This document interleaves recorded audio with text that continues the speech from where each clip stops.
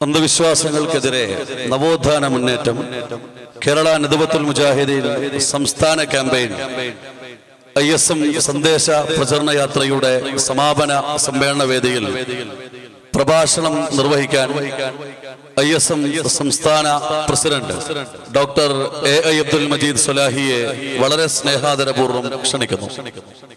അസ്സലാമു അലൈക്കും വറഹ്മത്തുള്ളാഹി. അൽഹംദുലില്ലാഹി റബ്ബിൽ ആലമീൻ വലാഖിബത്തു ലിൽ മുത്തഖീൻ വലാ ഉദ്വാന ഇല്ലാ അലൽ ളാലിമീൻ വഉസല്ലി വഉസല്ലിം അലാ അഷ്റഫിൽ അംബിയാഇ വൽ മുർസലീൻ നബിയ്യിനാ മുഹമ്മദിൻ വആലിഹി വഅസ്ഹാബിഹിൽ ഫായിസീന ബിറിദല്ലാഹ്. يا أيها الذين آمنوا اتقوا الله حق تقاته ولا تموتن إلا وأنتم مسلمون. يا أيها الناس اتقوا ربكم الذي خلقكم من نفس واحدة وخلق منها زوجها وبث منهما رجالا كثيرا ونساء واتقوا الله الذي تساءلون به والأرحام إن الله كان عليكم رقيبا. يا أيها الذين آمنوا اتقوا الله وقولوا قولا سديدا يصلح لكم أعمالكم ويغفر لكم ذنوبكم ومن يطع الله ورسوله فقد فاز فوزا عظيما. സ്നേഹാദരണീയരായ സഹപ്രവർത്തകരെ, സുഹൃത്തുക്കളെ, സഹോദരിമാരെ, പ്രിയപ്പെട്ട നാട്ടുകാരെ, നവോത്ഥാന പ്രസ്ഥാനമായ കേരള നദ്വത്തുൽ മുജാഹിദീന്റെ യുവജന വിഭാഗമായ ISM കഴിഞ്ഞ 10 ദിവസമായി കേരളത്തിന്റെ രണ്ടറ്റത്ത് നിന്ന് തുടങ്ങിയ അന്ധവിശ്വാസങ്ങൾക്കെതിരെയുള്ള നവോത്ഥാന യാത്ര ചരിത്രമുറങ്ങിക്കിടക്കുന്ന ഈ പട്ടാമ്പിയിൽ സമാപിക്കുകയാണ്. അന്ധവിശ്വാസങ്ങൾക്കും അത്യാചാരങ്ങൾക്കും തീവ്ര ആത്മീയ പ്രവണതകൾക്കുമെതിരെ അതിശക്തമായ വൈജ്ഞാനിക പോരാട്ടം നടത്തിക്കൊണ്ടിരിക്കുന്ന ഒരു മഹാപ്രസ്ഥാനത്തിന്റെ യുവജന ഘടകം ഇന്നത്തെ ഈ സായാഹ്നത്തിൽ നിങ്ങളുമായി പങ്കുവെക്കുന്നത് നവോത്ഥാനത്തിന്റെ സത്ഫലങ്ങൾ ജാഗ്രതയോടെ സംരക്ഷിക്കണമെന്ന വലിയ ഒരു ചിന്തയാണ്. നവോത്ഥാന പരിശ്രമങ്ങളെ ഇടിച്ചു നിരപ്പാക്കാനും വികലമാക്കുവാനുമുള്ള ആസൂത്രിതമായ നീക്കം യാഥാസ്ഥിതിക പിന്തിരിപ്പൻ ശക്തികൾ ആവുന്നത്ര ശക്തിയോടുകൂടി നടപ്പിലാക്കിക്കൊണ്ടിരിക്കുന്ന ഒരു സന്ദർഭത്തിൽ കേരളീയ മുസ്ലിം നവോത്ഥാന പരിസരം ഏത് എന്ന് ഈ സമൂഹത്തെ തെളിമയോടുകൂടി ബോധ്യപ്പെടുത്തേണ്ട ബാധ്യത എനിക്കും നിങ്ങൾക്കുമുണ്ട്. ഈ പ്രസ്ഥാനത്തിന്റെ ഏറ്റവും വലിയ ഗുണമെന്ത് എന്ന് ചോദിച്ചാൽ നമുക്ക് പറയാനാവും മലയാളി മുസ്ലിങ്ങളെ ഭയത്തിൽ നിന്ന് വിമോചിപ്പിച്ചു എന്നുള്ളതാണ്. ഭയത്തിൽ നിന്നുള്ള മോചനം എന്ന് പറയുന്നത് വലിയ ഒരു അനുഗ്രഹമാണ്. യാഥാസ്ഥിതിക പിന്തിരിപ്പൻ ശക്തികൾ മലയാളി മുസ്ലിങ്ങളെ ഭയപ്പെടുത്തി അവരുടെ സമ്പത്തും ശരീരവും അവരുടെ സുഹൃതങ്ങളും ചൂഷണം ചെയ്യുകയായിരുന്നു. യാഥാസ്ഥിതികത്തെ നട്ടുപിടിപ്പിച്ച് അതിൽ നിന്ന് ലഭിക്കുന്ന കായ്ഫലങ്ങൾ ആസ്വദിച്ച് ഈ സമൂഹത്തെ ഭരിച്ചിരുന്ന പുരോഹിതന്മാരിൽ നിന്ന് മതത്തെയും മനുഷ്യരെയും വിമോചിപ്പിക്കുവാൻ കഴിഞ്ഞു എന്നുള്ളത് ചെറിയ ഒരു കാര്യമായി നാം കാണാൻ പാടില്ല. ഭയത്തിൽ നിന്ന് മോചിപ്പിക്കുകയായിരുന്നു മുജാഹിദ് പ്രസ്ഥാനം. ഒരു 19 വർഷങ്ങൾക്ക് മുമ്പുണ്ടായിരുന്ന മലയാളി മുസ്ലിങ്ങളുടെ അവസ്ഥ എന്ത് എന്ന് എന്റെ മുന്നിലിരിക്കുന്ന കാരണവന്മാരോട് വിശദമായി പറയണമെന്നില്ല. കേരള മുസ്ലിങ്ങളുടെ ചരിത്രത്തിൽ നിന്ന് കാര്യങ്ങൾ മനസ്സിലാക്കിയവരോടും പറയണമെന്നില്ല. പുതുതലമുറയോടാണ് നമുക്ക് ഉണർത്താനുള്ളത്. ചകിതരായി കഴിഞ്ഞിരുന്ന മുസ്ലിം സമൂഹത്തെ എഴുന്നേറ്റ് നിൽക്കാൻ പ്രാപ്തമാക്കി എന്നുള്ള വലിയ ഒരു ദൗത്യ നിർവഹണമാണ് മുജാഹിദ് പ്രസ്ഥാനം നിർവഹിച്ചത്. മതം കൊണ്ടായിരുന്നു ഭയപ്പെടുത്തിയിരുന്നത്, മതചിഹ്നങ്ങൾ കൊണ്ടായിരുന്നു ഭയപ്പെടുത്തിയിരുന്നത്, മതത്തിന്റെ മറവിലായിരുന്നു ഈ ഭയപ്പെടുത്തൽ. അന്ധവിശ്വാസങ്ങൾ കൊണ്ടും ആത്മീയ ചൂഷണങ്ങൾ കൊണ്ടുമായിരുന്നു ഈ ഭയപ്പെടുത്തൽ. ഇങ്ങനെ ചകിതരായി കഴിഞ്ഞിരുന്ന സമൂഹത്തിന്റെ ചിത്രം പലരും കോറിയിട്ടിട്ടുണ്ട്. മുസ്ലിം പരിഷ്കർത്താക്കളെ വല്ലാതെ വേദനിപ്പിച്ചത് ഭയത്തിന്റെ ഇരുളിൽ കടന്ന് വഴിയറിയാതെ ഉഴറിയിരുന്ന മുസ്ലിങ്ങളെ സംബന്ധിച്ചുള്ള ചിന്തയാണ്. ആധുനിക ചികിത്സയോട് പോലും പുറംതിരിഞ്ഞു നിന്നിരുന്ന മുസ്ലിം സമൂഹം രോഗം വന്നാൽ ആശുപത്രിയിൽ പോകണമെന്ന് അവർക്കറിയുമായിരുന്നില്ല. പുരോഹിതന്മാർ അതിന് തടസ്സം നിന്നിരുന്നു. ഏതെങ്കിലും തരത്തിലുള്ള രോഗബാധയുണ്ടായാൽ അതിനുള്ള പരിഹാരം പുരോഹിതന്മാർ തന്നെ നൽകുകയായിരുന്നു. പലർക്കും അങ്ങനെ ജീവൻ നഷ്ടപ്പെട്ടിട്ടുണ്ട്.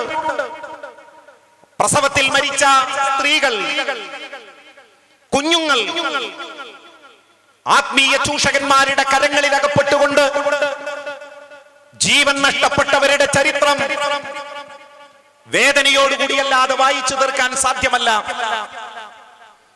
മാനസിക രോഗം കൊണ്ട് വിഷമിക്കുന്ന, അപസ്മാരം കൊണ്ട് വിഷമിക്കുന്ന ആളുകളെയെല്ലാം പിശാചുബാധയാണെന്ന് മുദ്രയടിച്ചുകൊണ്ട് പ്രാകൃതമായ ചികിത്സക്ക് വിധേയരാക്കുകയായിരുന്നു പുരോഹിതന്മാർ. കേരളീയ സംസ്കാരത്തിന്റെ ഭാഗമായി ലഭിച്ച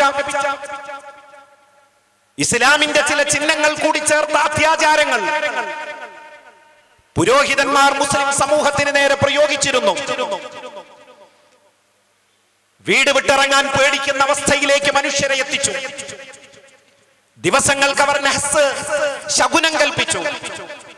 പൂച്ചവട്ടം ചാടിയാൽ യാത്ര ശരിയാവില്ലെന്ന് പറഞ്ഞു. ചില മൂലകൾ വരുമ്പോൾ അത് വീട് ശരിയാവില്ലെന്ന് പറഞ്ഞു. ചില വീട്ടിൽ താമസിക്കാൻ കഴിയില്ലെന്നും പ്രേതബാധയുണ്ടാകുമെന്നും പറഞ്ഞു പേടിപ്പിച്ചു.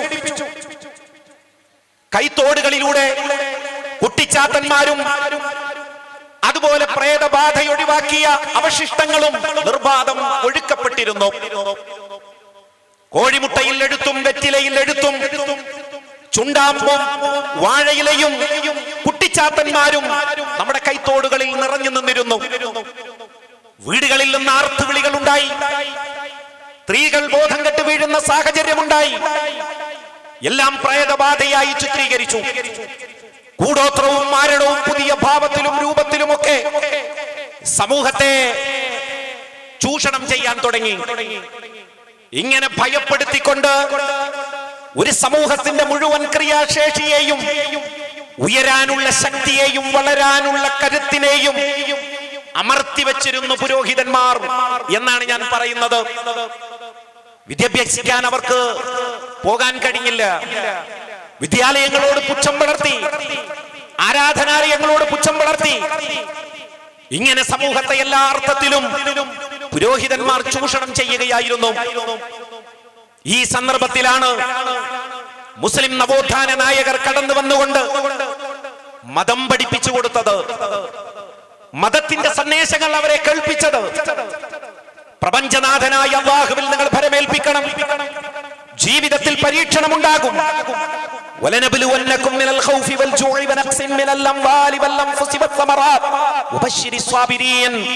ഭയം കൊണ്ടും പട്ടിണി കൊണ്ടും ധനനഷ്ടം കൊണ്ടും ജീവനഷ്ടം കൊണ്ടും കൃഷിനാശം കൊണ്ടും ഒക്കെ നിങ്ങളെ പരീക്ഷിക്കും. ആ സന്ദർഭത്തിൽ നിങ്ങൾ ക്ഷമാവലംബിക്കണം. രോഗം വന്നാൽ ചികിത്സ സ്വീകരിക്കണം. രോഗം നൽകുന്ന റബ്ബ് ചികിത്സയും ഇറക്കിയിട്ടുണ്ട്, അതുകൊണ്ട് ചികിത്സിക്കണം എന്ന് നമ്മുടെ പരിഷ്കർത്താക്കൾ വഅദ് പറഞ്ഞു.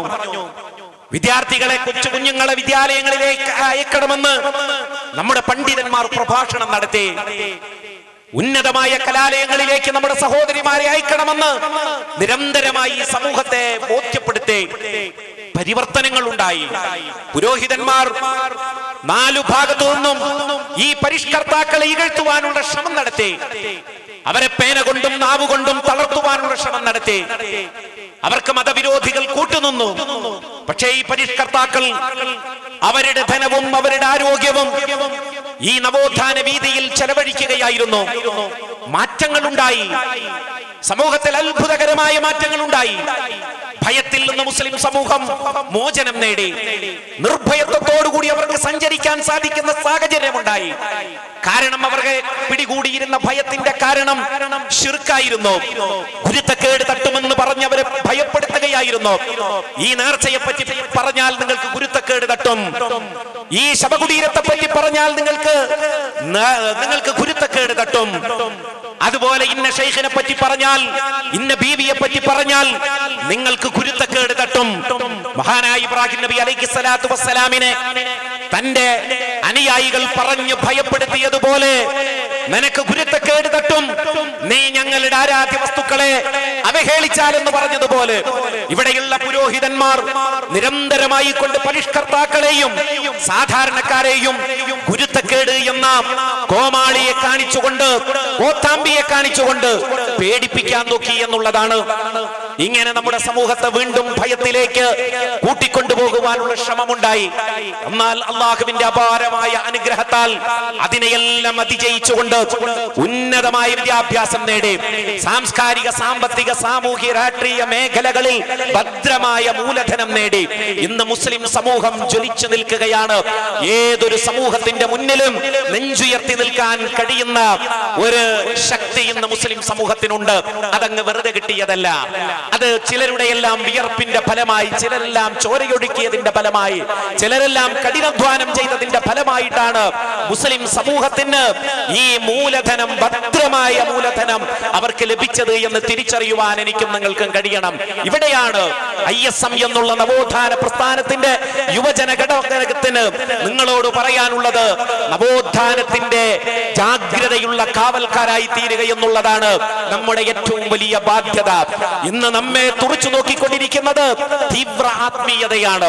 തീവ്ര ആത്മീയ ചിന്താധാരകളാൽ സ്വാധീനിക്കപ്പെട്ട ചെറുപ്പം നമ്മുടെ നവോത്ഥാനത്തിന്റെ സത്ഫലങ്ങളെ പരിഹസിച്ചുകൊണ്ടിരിക്കുന്ന ആസുരമായ ഒരു കാലഘട്ടത്തിലൂടെയാണ് നാം കടന്നുപോയിക്കൊണ്ടിരിക്കുന്നത്.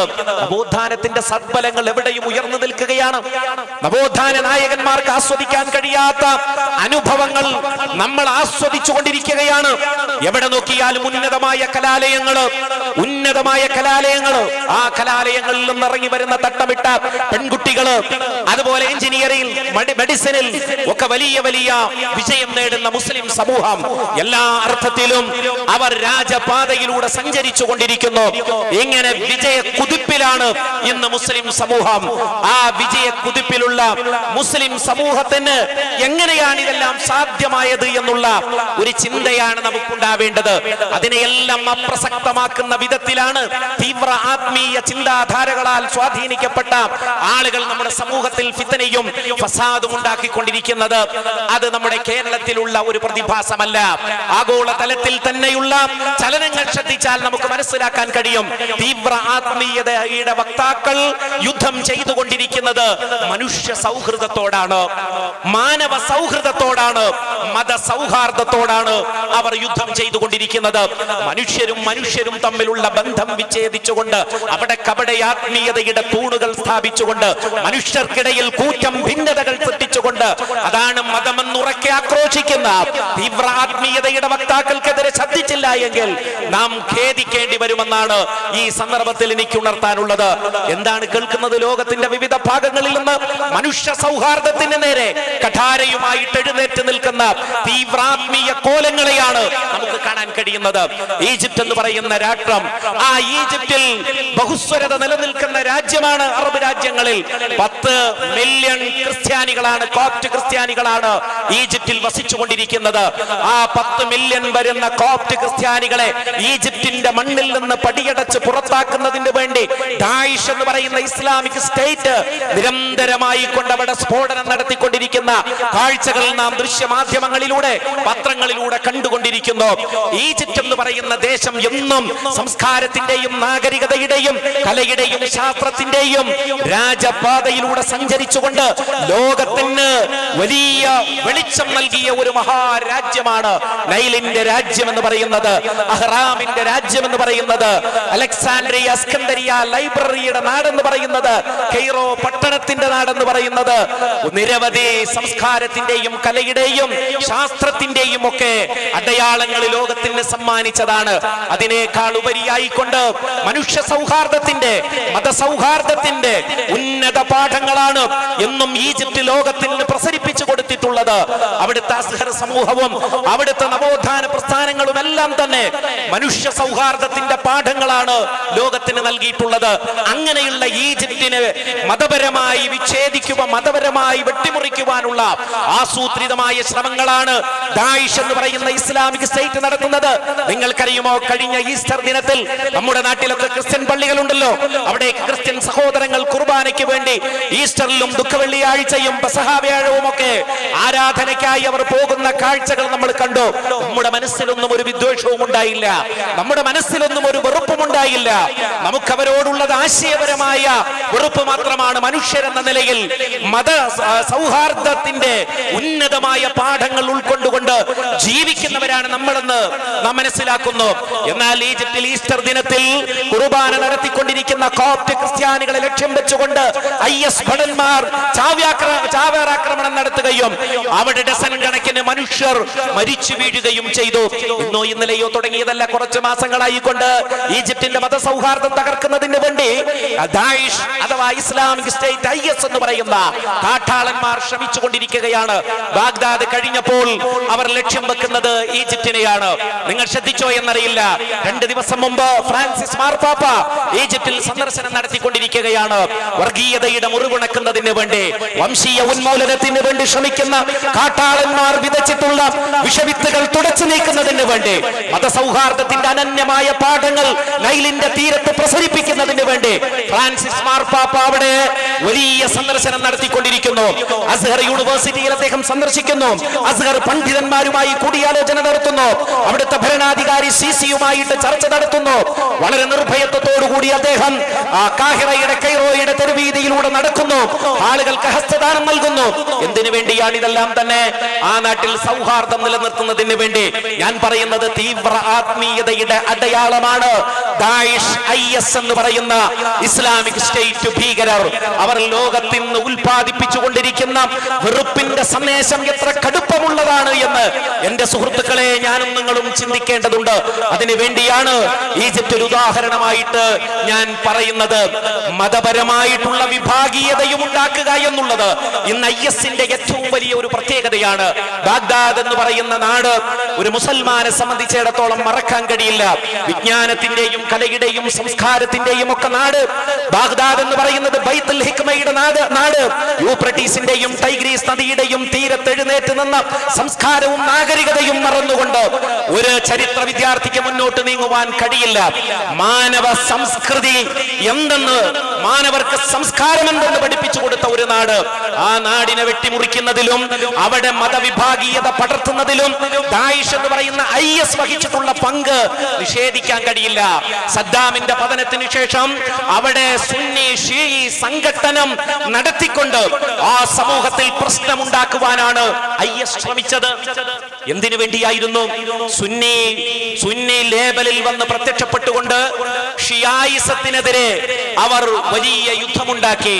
അതിന്റെ പേരിൽ അവർക്ക് അണികളെ കിട്ടുമെന്നാണ് അവർ ധരിച്ചത്. കുറെയൊക്കെ അവർക്ക് അണികളെ കിട്ടിയെങ്കിലും മതവംശീയത, മതവിഭാഗീയത സൃഷ്ടിച്ചുകൊണ്ടാണ് ആ നാടിനെ കുട്ടിച്ചോറാക്കിയത് എന്ന് നിങ്ങൾ മനസ്സിലാക്കേണ്ടതുണ്ട്. ഷിയ വിരോധം ആളിക്കത്തിച്ചുകൊണ്ട്.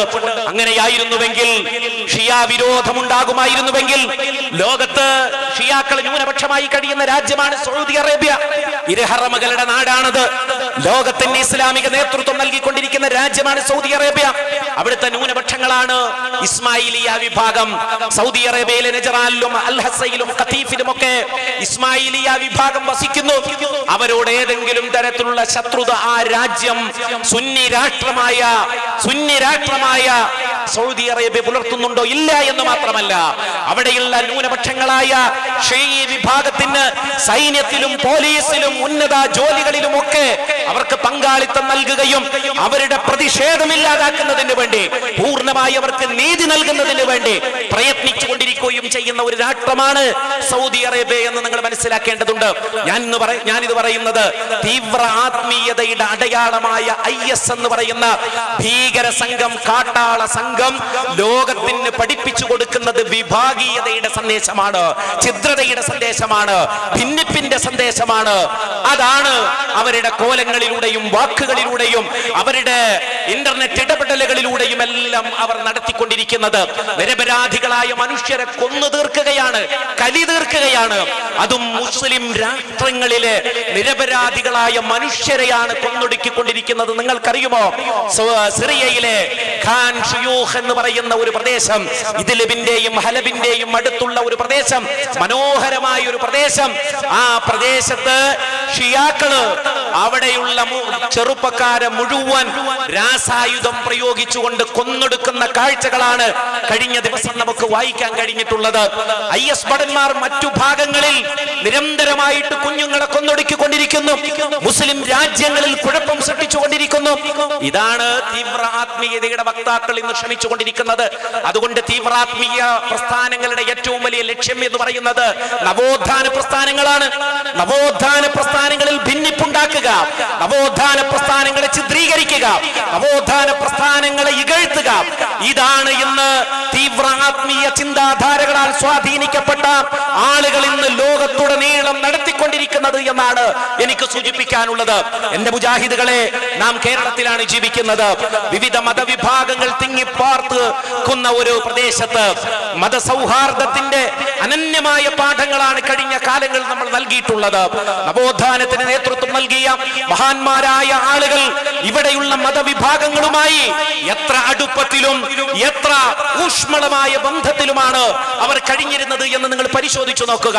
മഹാനായ വക്കം മൗലവിയും അതുപോലെ സ്വദേശാഭിമാനി രാമകൃഷ്ണപിള്ളയും ചരിത്രത്തിൽ ഇടം നേടിയത് എങ്ങനെയാണ്?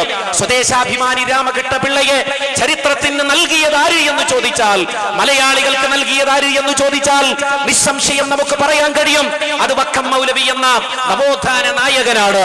അതുപോലെ കട്ടിലശ്ശേരി മുഹമ്മദ് മുസ്ലിയാർ നമ്മുടെ അയൽ പ്രദേശമായ പെരിന്തൽമണ്ണയിലും പരിസര പ്രദേശങ്ങളിലും നവോത്ഥാന പ്രസ്ഥാന രംഗത്ത് കത്തിജ്വലിച്ചു നിന്നിരുന്ന, അതോടൊപ്പം ഇന്ത്യൻ സ്വാതന്ത്ര്യ സമരത്ത് അത്യുജ്വലമായ സംഭാവനകൾ അർപ്പിച്ച കട്ടിലശ്ശേരി മുഹമ്മദ് മുസ്ലിയാരും MP നാരായണ മേനോനും തമ്മിലുണ്ടായിരുന്ന സൗഹൃദങ്ങൾ എന്തേ നമ്മൾ വിസ്മരിക്കുന്നത്?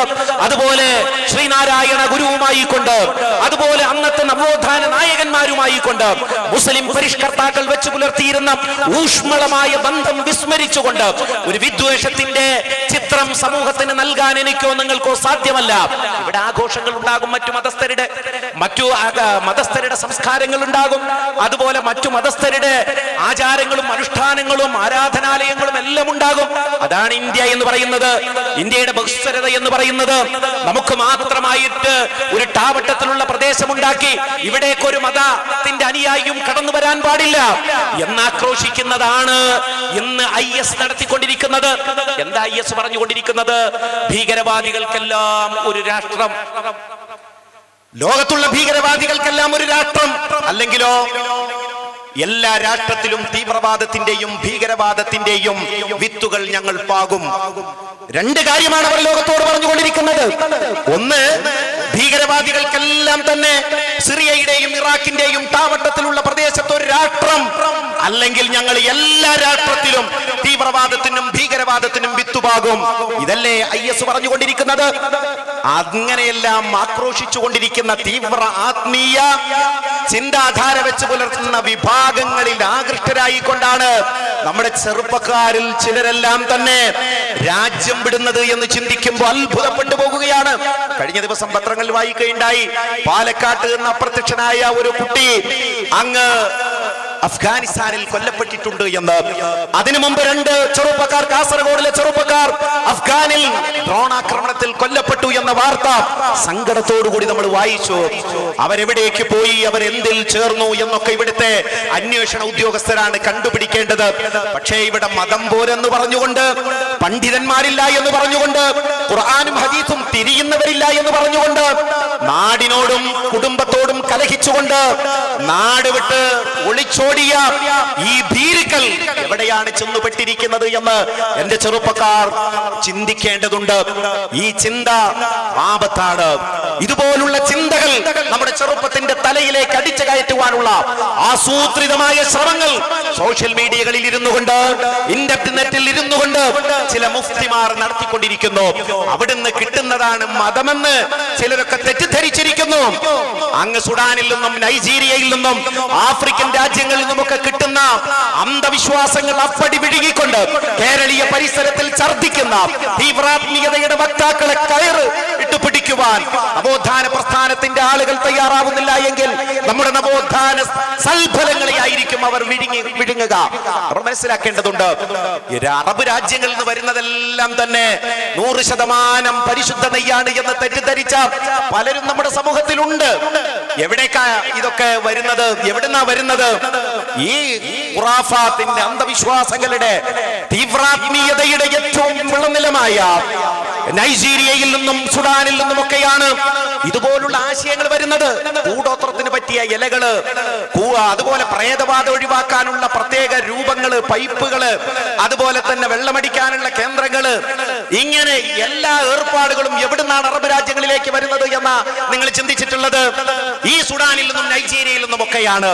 എന്നിട്ട് അതൊക്കെ യൂട്യൂബിൽ കണ്ടുകൊണ്ട് ഇവിടെ കൗൺസിലിംഗ് നടത്തുന്നു, ഹദീസ് തെറാപ്പി നടത്തുന്നു, ഖുർആൻ തെറാപ്പി നടത്തുന്നു. എന്നിട്ട് പറയുന്നു ഇതൊക്കെ തന്നെയും ഇസ്ലാമിന്റെ പേരിലുള്ള ചികിത്സയാണ്, നബി ചികിത്സകളാണ് എന്ന് പറഞ്ഞുകൊണ്ടാണ് ചില തീവ്ര ആത്മീയ ചിന്ത തലക്ക് പിടിച്ച ഭ്രാന്തന്മാര് നമ്മുടെ സമൂഹത്തിൽ പറഞ്ഞുകൊണ്ടിരിക്കുന്നത്.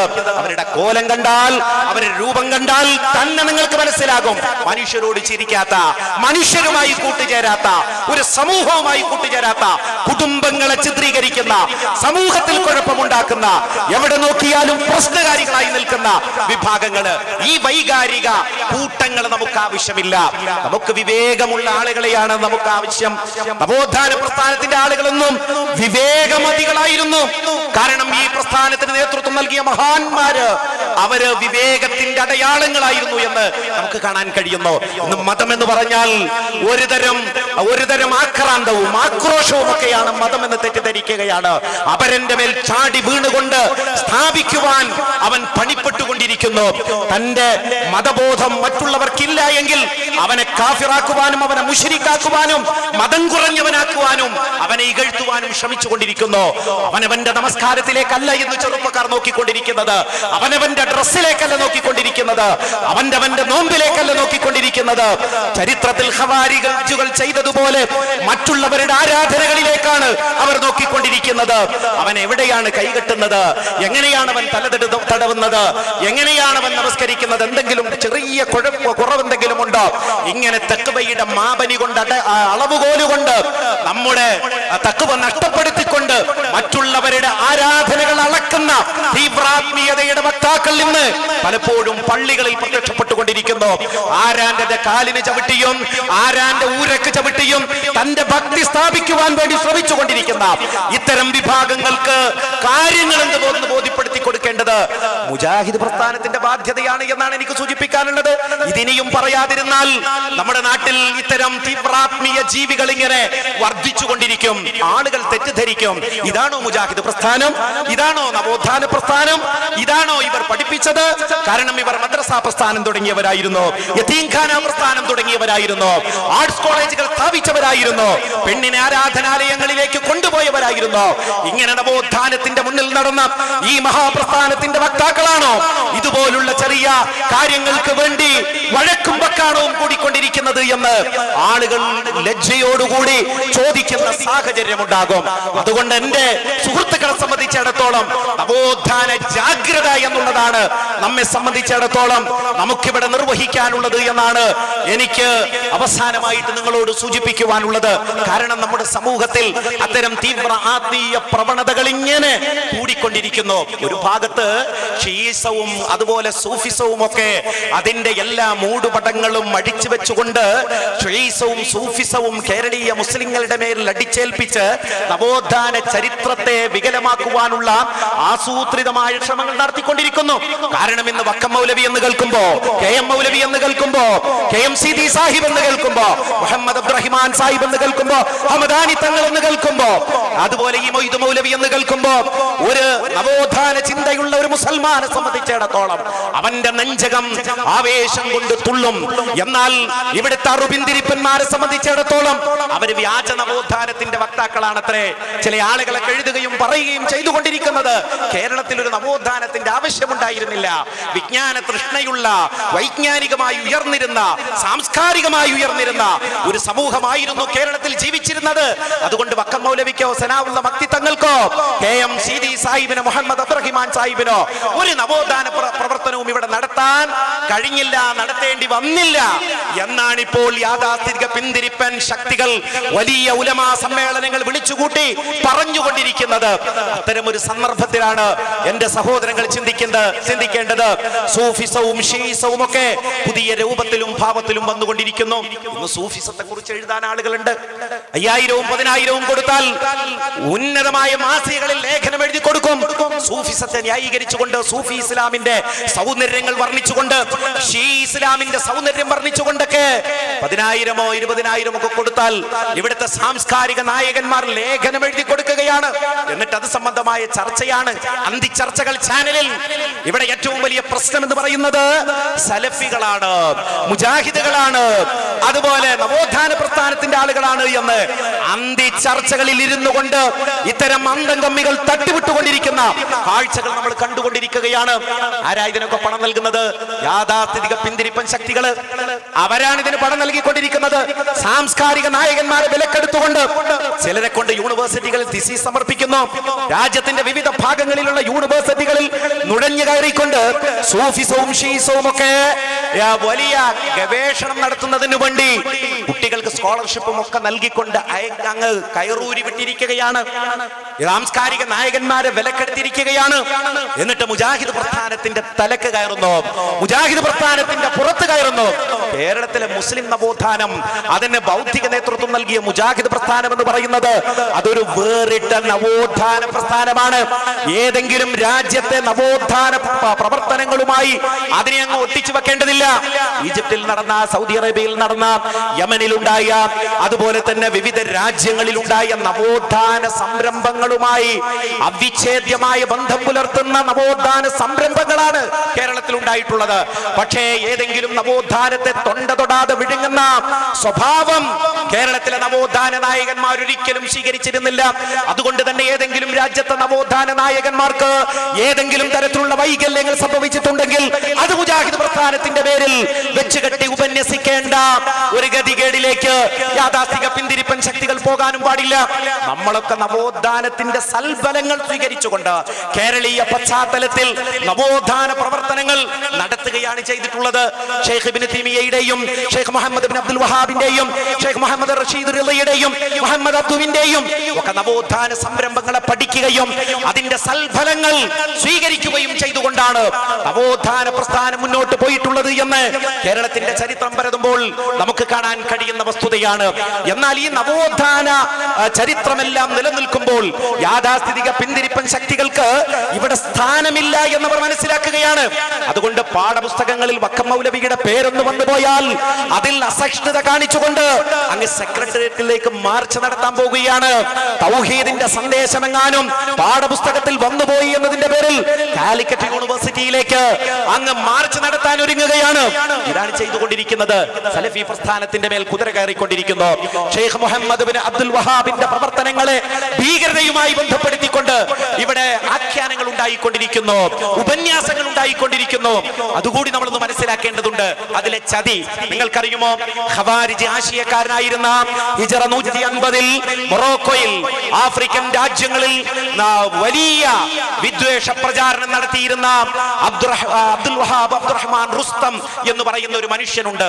ഖാരിജിയായിരുന്നു, ഖവാരിജ് ചിന്ത പേറുന്നവനായിരുന്നു. ആ മനുഷ്യനെതിരെ അന്നത്തെ ലോകത്ത് ജീവിച്ചിരുന്ന പണ്ഡിതന്മാർ മുഴുവൻ അദ്ദേഹം ഒരു ഭീകരവാദിയാണെന്നും അദ്ദേഹം മതത്തിന്റെ വൃത്തത്തിൽ നിന്ന് പുറത്തുപോയവനാണെന്നും വിധി എഴുതിയിട്ടുണ്ട്, ഫത്വ എഴുതിയിട്ടുണ്ട്. ആ ഫത്വകൾ എടുത്തിട്ടാണ് അബ്ദുൽ വഹാബ് അബ്ദുറഹ്മാൻ റുസ്തം ജീവിച്ച് മരിച്ചതിന് ശേഷം 1000 വർഷങ്ങൾക്ക് ശേഷം സൗദി അറേബ്യയിൽ ജീവിച്ച് മരിച്ച മഹാനായ മുഹമ്മദ് ബിൻ അബ്ദുൽ വഹാബിന്റെ പേരിൽ ഈ യാഥാർത്ഥിക വിഭാഗം ചേർത്തി വെക്കുന്നത് എന്ന യാഥാർത്ഥ്യം നിങ്ങൾ മനസ്സിലാക്കേണ്ടതുണ്ട്. 1000 വർഷങ്ങളുടെ ഗ്യാപ്പാണ് ആ ഖവാരിജി ആശയക്കാരനും മുഹമ്മദ് ബിൻ അബ്ദുൽ വഹാബും തമ്മിലുള്ളത്. അന്നുണ്ടായിരുന്ന ഫത്വകൾ മുഴുവൻ എവിടേക്ക് എടുത്തു വെച്ചു? ഷെയ്ഖ് മുഹമ്മദ് ബിൻ അബ്ദുൽ വഹാബിലേക്കാണ് ചേർത്തി വെച്ചു.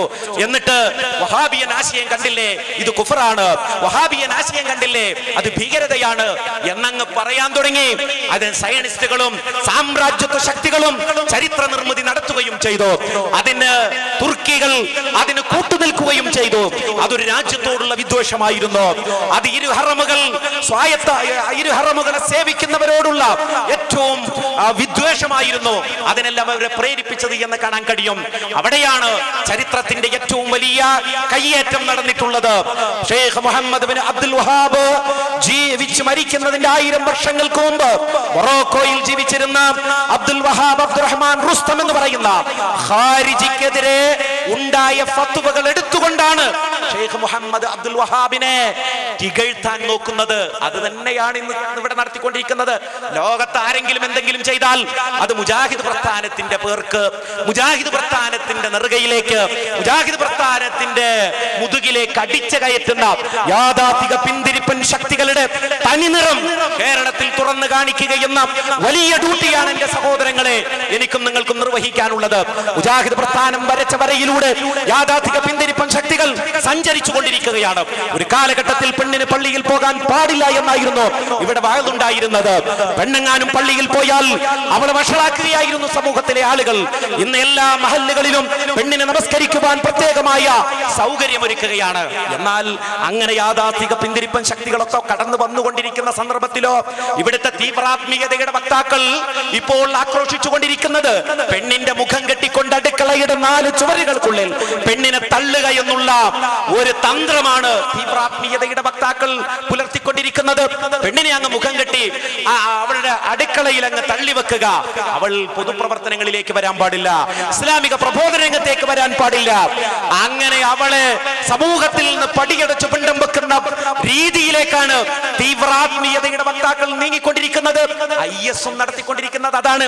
എല്ലാവിധ ലൈംഗിക ചൂഷണങ്ങൾ ചികിത്സയുടെയും അതുപോലെ മറ്റുള്ള പേരിൽ എന്തെല്ലാം രൂപത്തിൽ നടത്താൻ കഴിയുമോ അതെല്ലാം സ്ത്രീകളെ ഉപയോഗിച്ച് നടത്തിക്കൊണ്ടിരിക്കുന്നു.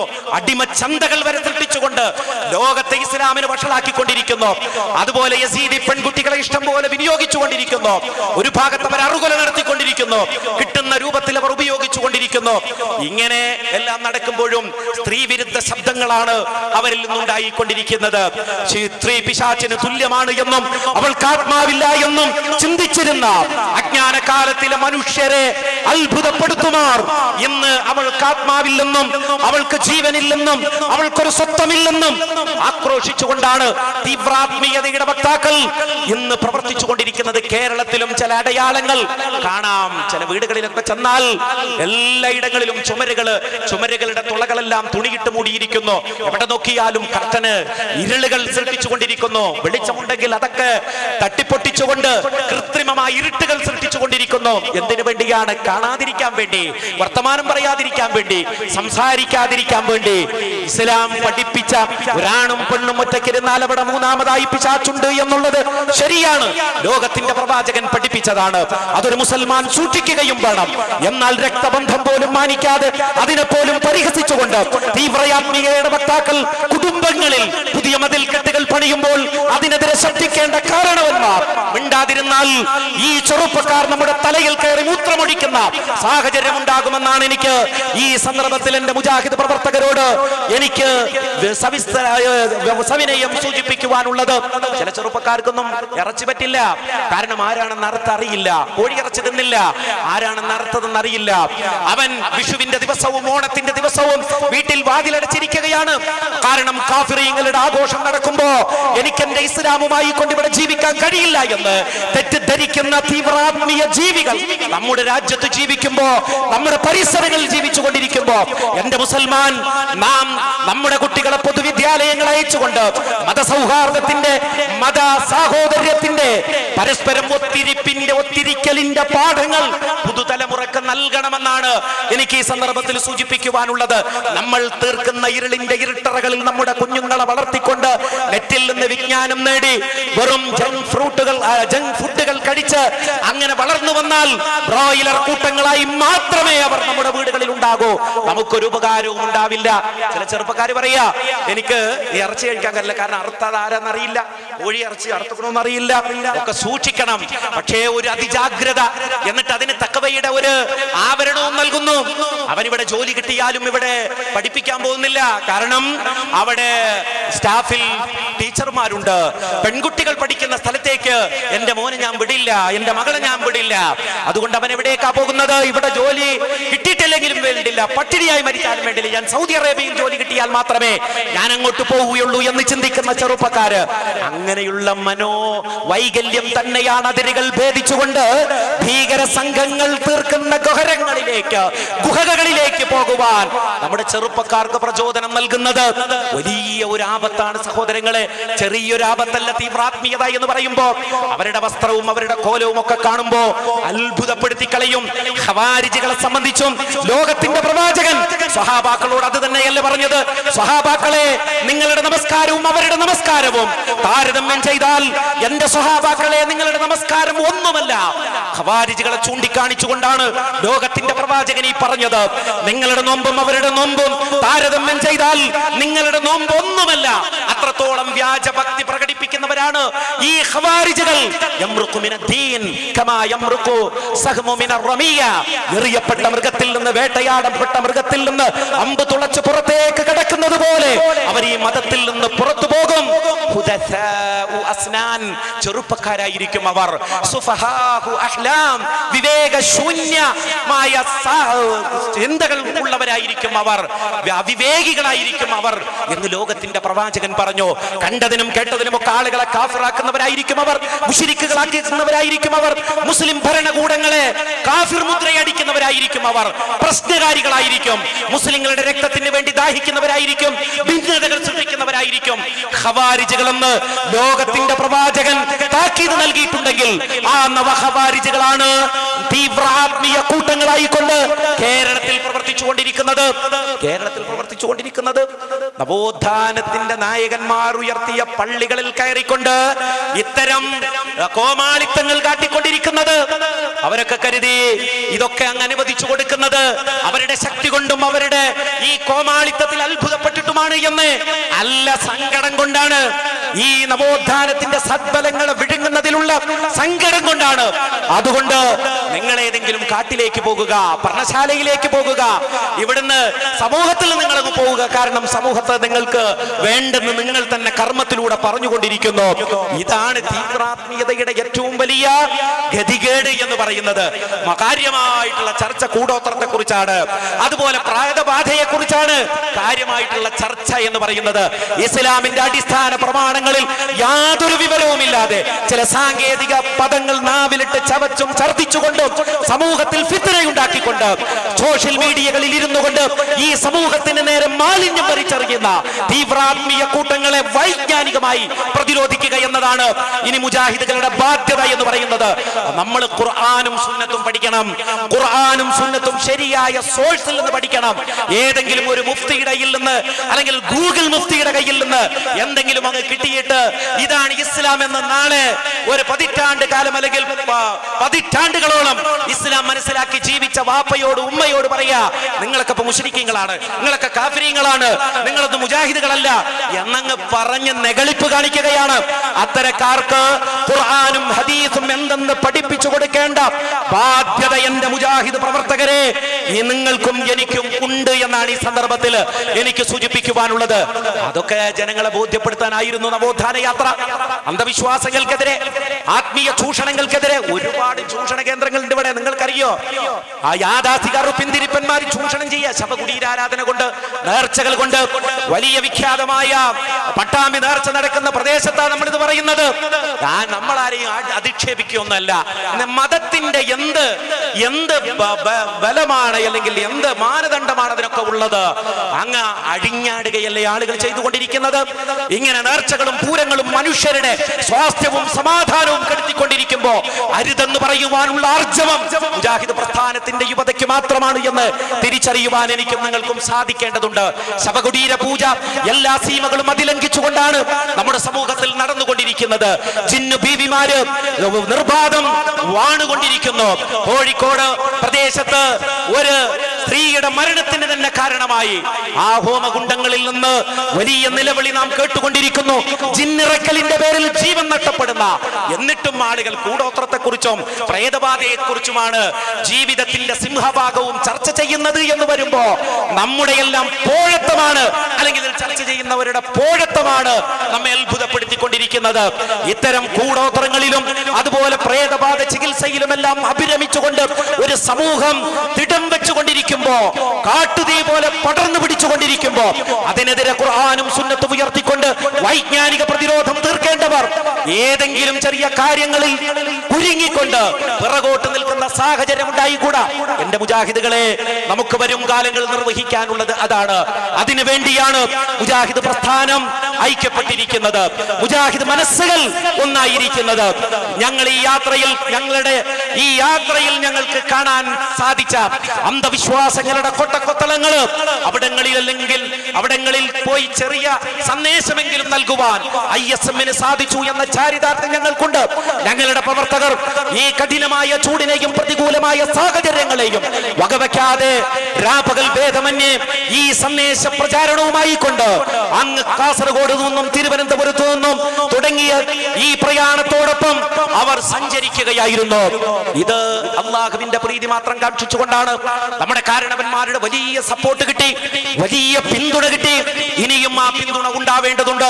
കാരണം നവോത്ഥാന പ്രവർത്തനങ്ങൾ നിലയ്ക്കാൻ പാടില്ല. അത് തുടർന്നുകൊണ്ടേയിരിക്കണം. അതാണ് വിശുദ്ധ ഖുർആൻ പല സന്ദർഭങ്ങളിലായിട്ട് നമുക്ക് സൂചിപ്പിച്ചു തരുന്നത്. അള്ളാഹു നൽകിയ നിഅമത്തുകളെ നാം അവഗണിക്കുമ്പോ നമുക്ക് അള്ളാഹുവിന്റെ പരീക്ഷണം ഉണ്ടാകും സഹോദരങ്ങളെ. അള്ളാഹു നൽകിയ തൗഹീദിന്റെ ആ നിഅമത്ത് കുഫ്റിന് വഴിമാറ്റി കൊടുക്കുവാനുള്ള ശ്രമങ്ങൾ നടക്കുമ്പോൾ അരുതെന്ന് പറയുവാനുള്ള തന്റെ ഇടം നമുക്ക് കാണിക്കേണ്ടതുണ്ട്. നോക്കൂ, നിങ്ങൾ വിശുദ്ധ ഖുർആൻ പറയുന്നുണ്ട് സബഇനെ പറ്റി, സബഅ് ദേശത്തെ പറ്റി. യമനിലെ സബഅ് ദേശം, അവർ അധിവസിക്കുന്നിടത്ത് അവർക്ക് 2 തോട്ടങ്ങൾ ഉണ്ടായിരുന്നു. ഇഷ്ടംപോലെ കായ്ഫലങ്ങളുള്ള പഴവർഗ്ഗങ്ങളുള്ള 2 തോട്ടങ്ങൾ. അവർ അള്ളാഹുവിന്റെ അനുഗ്രഹം ആസ്വദിച്ചുകൊണ്ട് അവർ ജീവിച്ചു. അവരെ ഖുർആൻ ഓർമ്മപ്പെടുത്തി, ബൽദത്തുൻ തയ്യിബ വറബ്ബുൻ ഗഫൂർ. ഏറ്റവും നല്ല ഒരു പ്രദേശം, നല്ലൊരു നാട്, ഏറെ പൊറുക്കുന്ന രക്ഷിതാവ്. അങ്ങനെ നിങ്ങൾ നന്ദി കാണിച്ച് ജീവിക്കണമെന്ന് അള്ളാഹുവിന്റെ കൽപ്പനയുണ്ടായി. പക്ഷേ ആ ജനങ്ങൾ അതിൽ നിന്ന് പിന്തിരിഞ്ഞു. അപ്പോൾ അവർക്ക് വാഗമരങ്ങളും കായ്കനികളും കൈപ്പുള്ള വസ്തുക്കളും അല്ല നൽകിക്കൊണ്ട് അവരുടെ തോട്ടത്തെ പാടെ മറിച്ചു കളഞ്ഞു എന്ന് വിശുദ്ധ ഖുർആൻ പഠിപ്പിക്കുന്നുണ്ട്. നന്ദികേടിന് പകരമായി കൊണ്ട് ഇങ്ങനെയല്ലാതെ പ്രതിഫലം നൽകുമോ എന്നാണ് ഖുർആൻ ചോദിക്കുന്നത്. നിങ്ങൾക്കറിയുമോ, യമൻ എന്ന് പറയുന്ന പ്രദേശം ഐശ്വര്യത്തിന്റെയും അഭിവൃദ്ധിയുടെയും നാടായിരുന്നു. അതിനെയാണ് അള്ളാഹു മാറ്റുന്നത്. ഇന്ന് നോക്കൂ നിങ്ങൾ, UN സഭ കഴിഞ്ഞ ആഴ്ച ലോകത്തോട് പറഞ്ഞത്, നിങ്ങൾ യമനെ സഹായിക്കുവാൻ തയ്യാറാവൂ. പട്ടിണിക്കോലങ്ങൾ, പട്ടിണി കൊണ്ട് ഒരു നേരത്തെ ഭക്ഷണത്തിന് പോലും വകയില്ലാതെ വിഷമിക്കുന്ന കുഞ്ഞു കുട്ടികളുടെ ചിത്രമാണ് ദയനീയമായി ദയനീയമായ ചിത്രമാണ് പത്രങ്ങളിലൂടെ നമ്മൾ കണ്ടുകൊണ്ടിരിക്കുന്നത്. അള്ളാഹുവിന്റെ അപാരമായ പരീക്ഷണങ്ങൾ ഉണ്ടായിക്കൊണ്ടിരിക്കുന്നു. നാം വലിയ ചൂടിലാണ് ജീവിച്ചുകൊണ്ടിരിക്കുന്നത്. മഴയ്ക്ക് വേണ്ടി നാം തേടിക്കൊണ്ടിരിക്കുന്നു. കാലാവസ്ഥയിൽ വലിയ ചേഞ്ച് അനുഭവപ്പെട്ടുകൊണ്ടിരിക്കുന്നു. പുഴ നിറഞ്ഞിരുന്ന നിള നദിയിലേക്ക് നോക്കുമ്പോൾ നമ്മുടെ നെഞ്ചകം തകർന്നു പോകുന്നു. അള്ളാഹുവിന്റെ പരീക്ഷണങ്ങള്, തൗഹീദിൽ നിന്ന് മനുഷ്യൻ അകലുമ്പോ, ദൈവത്തിൽ നിന്ന് മനുഷ്യൻ അകലുമ്പോ അള്ളാഹുവിന്റെ പരീക്ഷണം ഉണ്ടാകും. നവോത്ഥാന പ്രസ്ഥാനത്തിന്റെ ആളുകളോട് എനിക്കതാണ് ഓർമ്മപ്പെടുത്തുവാനുള്ളത്. ഈ തൗഹീദിൽ നിന്ന് നമ്മൾ അകലാൻ പാടില്ല. ഈ തൗഹീദിനെ മുറുകെ പിടിച്ചുകൊണ്ട്, ഈ തൗഹീദിനെ നെഞ്ചോട് ചേർത്തുകൊണ്ട്, അന്ധവിശ്വാസങ്ങളുടെ കൊട്ടക്കൊത്തളങ്ങളിലേക്ക് തൗഹീദിന്റെ സന്ദേശം പ്രസരിപ്പിച്ചുകൊണ്ട് ധീരമായി നമ്മൾ മുന്നേറുകയാണെങ്കിൽ അത്ഭുതങ്ങൾ സൃഷ്ടിക്കുവാൻ നമുക്ക് കഴിയട്ടെ. അള്ളാഹു അനുഗ്രഹിക്കട്ടെ എന്ന് പ്രാർത്ഥിച്ചുകൊണ്ട് ഞാൻ എന്റെ വാക്കുകൾ ഉപസംഹരിക്കുകയാണ്. അല്ലാഹുമ്മ സല്ലി വസല്ലിം അലാ റസൂലിക വഅബ്ദിക മുഹമ്മദ് വആലിഹി വസഹ്ബിഹി അജ്മഈൻ. വൽഹംദുലില്ലാഹി റബ്ബിൽ ആലമീൻ.